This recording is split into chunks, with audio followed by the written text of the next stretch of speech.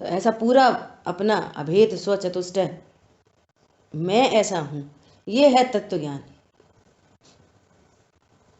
अब विचार करो कि कितनी गंभीर बात है, कैसा गंभीर जिन शासन है कि जिन शासन में ऐसा कह रहे हैं कि वो त्रिकाली ध्रुव भगवान आत्मा जो द्रव्य क्षेत्र काल भाव से परिपूर्ण है, वो अपनी पर्यायों से ही निरपेक्ष है, अपनी पर्यायों से ही अच्छा बुरा नहीं होता।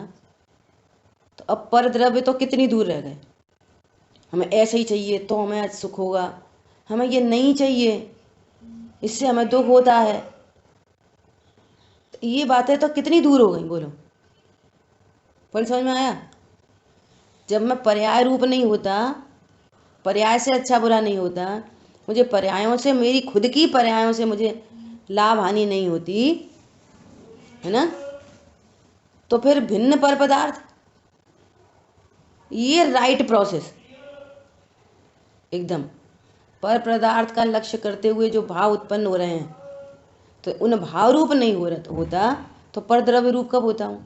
पर से मुझे कब लाभ हानि होती है? मतलब आप प्रकृति में देखो, वो मौसमी का एक रेशा जो फुल ऑफ स्वीटनेस है, एक रेशा मौसमी का, और उसके बगल में ही है वो कड़वा दाना, बीज, बिल्कुल एक ही प्रदेश पर दिख रहा है, जैसे एक ही क्षेत्र में, वहीं पर वो कड़वा बीज और वहीं पर फुल ऑफ स्वीटनेस से भरा हुआ वो एक रेशा। जब वो रेशा अपने ही संयोग में रहने वाला बीज से अप्रभावी है, तो भिन्न केला, आम, नींबू, संतरा वगैरह वगैरह से उनकी बात तो कितनी दूर हो गई। आप प्रकृति में देखो, आ रही बात समझ में?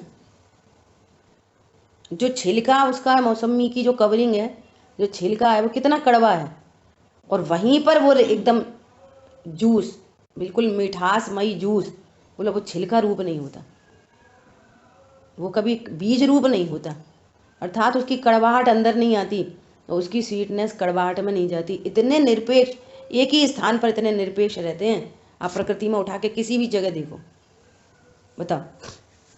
तो भिन्न द्रव्य रूप, अन्य अन्य अन्य फल रूप कैसे होगी वो मौसमी का एक रेशा? समझ में आ रही है बात?